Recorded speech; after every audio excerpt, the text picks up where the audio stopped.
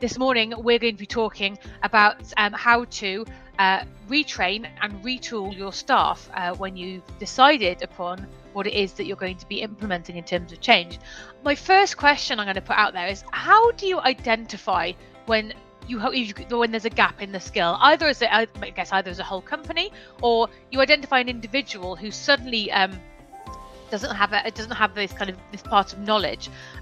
Phil, I'll come to you first. What does that look like? So if someone's struggling, people aren't maybe particularly forthcoming in saying, I'm struggling, I don't know how to do this. How do you identify someone that's kind of in that space? What might that look like? What do we look out for? If I look back at my time in the bank, it was really hard to identify people, because some people would shut down and some people would become disruptive, and some people would just kind of try to hide it with kind of deflection. So I guess for me, what we did within the bank is we started to create a culture of coaching.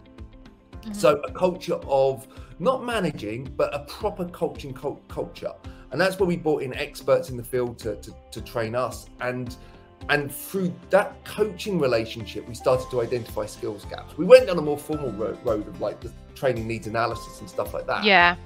But actually, it was observing people. It was sitting down and giving them time to observe how they were with the customers, how they were with the technology, and very quickly you could see what they, you do that 4 or 5 times and you see someone ignoring specific direction or a specific piece of technology, and you go, okay, that's where your gap is, that's what you're not. And then you need to find out, is it a skill, is it a will issue, because that comes into play as well. So it's such a complex thing, because it's very few people, especially people that have been in a business for a long time, will put their hands up and go, I'm struggling, I don't understand this, I don't get it. And even more so at the management level, where managers are actually have this weird this mentality of, I need to know everything, I need to be the font of all knowledge. And they're the last person. But ironically, they're the people that you're relying on to actually identify the skills gap in other people.